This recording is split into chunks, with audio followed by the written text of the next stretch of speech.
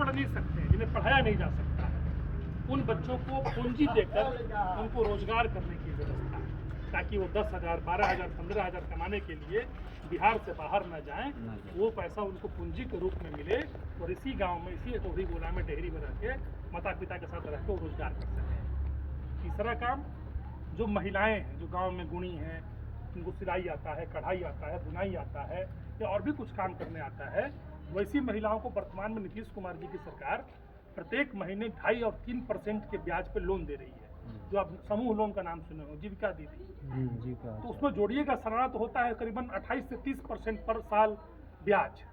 वैसे गरीब परिवार की महिलाओं को जो रोजगार करना चाहती हैं, स्वावलंबी बनना चाहती हैं, उनको सालाना 4% पर ब्याज पे लोन देने की बात कर रहे हैं।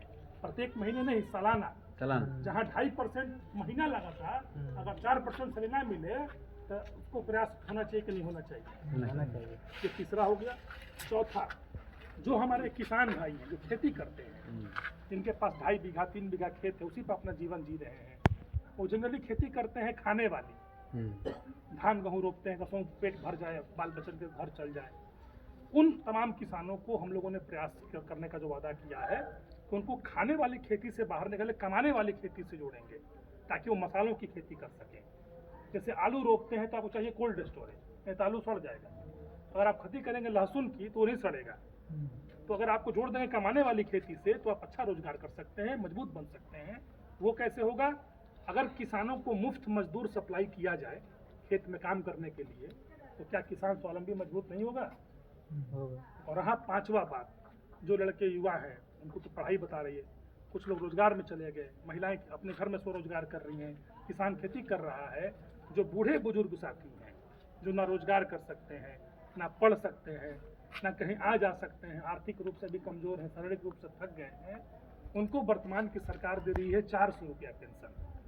400 रुपये में क्या होता है? आप एक बढ़िया धोती नहीं खरीद सकते, आप एक बढ़िया गंजी नहीं खरीद सकते, अपने लालन पालन परिवार का नहीं कर सकते 400 रुपये में। वो भीख के समान सरकार दे रही है। तो 400 की पेंशन को बंद करके प्रत्येक महीने 2,000 रुपये पेंशन देने की बात कर रहे हैं। बताइए, पांचों काम करने के लिए प्रयास शुरू होना चाहिए कि नहीं होना चाहिए? होना चाहिए। और ये पांचों काम करने के लिए आप सभी के मदद की जरूरत पड़ेगी, तो मदद मिलेगी कि नहीं मिलेगी? मिलेगा। तो इसलिए आप सभी की मदद की बात करने आए हैं कि आप कैसे हमारी मदद करके अपनी इन 5 चीज़ों को लागू करा सकते हैं, ताकि आपका जीवन सुधरे। इन 5 चीज़ों के बारे में कभी किसी ने हम लोग को नहीं समझाया। जैसे कोई लड़का इसमें कह सकता है हमसे खड़ा होकर, जो बच्चे सुन रहे हैं हमको, कि भैया आप बोल रहे हैं कि पूंजी मिलेगा, तो पूंजी कहाँ से मिलेगा? इसका पैसा सरकार कहाँ से लाएगी? ये पैसा कौन देगा? बता सकता है बात? आप बोल रहे हैं भैया कि प्राइवेट स्कूल में लड़का पढ़ेगा, ये पैसा कहाँ से आई सरकार के फ्री? स्कूल कहाँ खुलेगा? ये भी बात, ये सब सवाल मन में आ रहा है ना। हम आप तो पूछे नहीं, हम आपसे खुद कह रहे हैं ये सब सवाल हमसे करिए। ये सब सवाल भी आप नहीं कर पा रहे हैं, इसलिए नहीं कर पा रहे हैं तभी आपने इन नई बातों को सुना ही नहीं है। आपने कभी किसी नेता ने समझाने का प्रयास ही नहीं किया। वो या बोला कि देख लिया जा, तो लोग को बा इज्जत बचा ले काम बा, इज्जत बच जाइनू। हाँ जिंदाबाद जिंदाबाद, अरे राम का कहनी ना बच्ची का बात हुई। कभी समझाया नहीं आपको, आप कभी पूछे नहीं। तो जानिए, अभी वर्तमान में बिहार सरकार 50,000 करोड़ रुपया खर्च कर रही है सरकारी विद्यालयों में शिक्षा देने के नाम पे। कितना खर्च कर रही है? देखिए भाग रहा है, ये सुना है, इसका फोन आ गया विदेश से। 50,000 करोड़ रुपया खर्च हो रहा है वर्तमान में बिहार सरकार का, और बच्चे पढ़ नहीं रहे हैं, लूट हो रही है, खिचड़ी बटता है स्कूल में, लेकिन पढ़ते नहीं पसंद।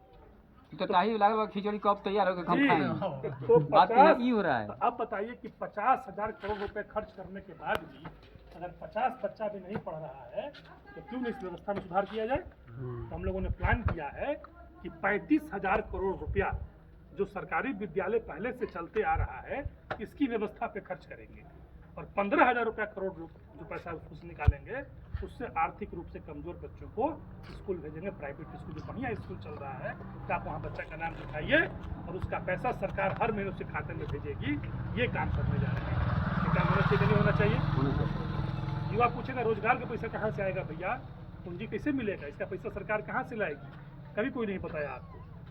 आपने नाम नहीं सोचो कि आप ग्रामीण क्षेत्र के लोग हैं, युवा साथी भी नहीं सुने होंगे। एक शब्द है CD रेशियो। CD रेशियो, सी का मतलब होता है क्रेडिट, डी का मतलब होता है डिपॉजिट, और रेशियो आर का मतलब होता है रेशियो मतलब अनुपात। रिजर्व बैंक ऑफ इंडिया सब बैंकों का बाप होता है, जानते हैं ना। सबसे बड़ा बैंक कौन है? Reserve bank. और उसके अंडर में ये स्टेट बैंक, इलाहाबाद बैंक, ग्रामीण bank, bank of India, Punjab national bank, 50 तरह का बैंक उसके अंदर में काम करता है। अनेकों बैंक हो गए। अनेकों बैंक है पूरे देश में। तो रिजर्व बैंक ऑफ इंडिया एक रिपोर्ट जारी करती है प्रत्येक साल। प्रत्येक साल रिपोर्ट में यह बताती है कि किस राज्य में कितना लाख करोड़ रुपया खाता में जमा हुआ है। हम लोग जमा करते हैं ना, पैसा कमा के अपना 2 पैसा खाता में रख देते हैं बैंक में, चलो भाई सुरक्षित रही। और इतना जारी करती है कितना लाख करोड़ रुपया जमा हुआ और कितना पैसा बैंकों ने लोन के रूप में लोगों को दिया ताकि लोग घर खरीद सकें, गाड़ी खरीद सकें, अपने लिए पढ़ने की व्यवस्था कर सकें, अपना मतलब सुख सुविधा का काम उस लोन के पैसों से रोजगार कर सकें। कितना लाख करोड़ रुपया जमा हुआ, कितना लाख करोड़ रुपया बैंकों ने लोन दिया, इसका रिपोर्ट हर साल जारी करती है। और किसकी अध्यक्षता में करती है? राज्य में करती है मुख्यमंत्री की अध्यक्षता में, जो राज्य का मुख्यमंत्री होता है, और देश में करती है प्रधानमंत्री जी के नेतृत्व में, जो देश का प्रधानमंत्री होता है। क्या कभी आपने कभी सुना है कि नीतीश कुमार जी ने बताया कि इस साल इतना लाख करोड़ रुपया बैंकों में बिहार के लोगों ने जमा किया, इतना लाख करोड़ रुपया हम लोन के रूप में लोग को दिए हैं कि रोजगार करो? सुने हैं कभी?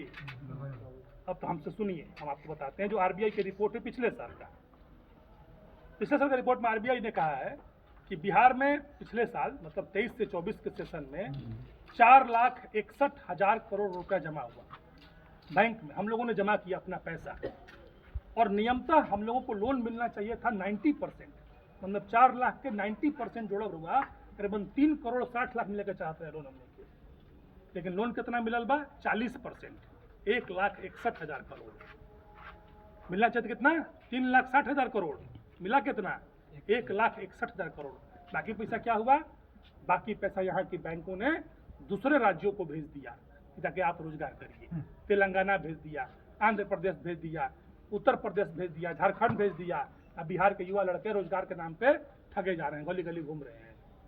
अगर सीडी रेशियो को ठीक कर दिया जाए और बिहार के लोगों को पूंजी की व्यवस्था कर दी जाए, 40 की जगह अगर 70%, 80% तक लोन मुहैया कराया जाए, तो जैसे आप आसान तरीके से आज मोबाइल किनले रहे हैं, गाड़ी किनले रहे हैं, कार किनले रहे हैं, वैसे ही आपको पूंजी मिलेगी तो आप रोजगार कर सकते हैं।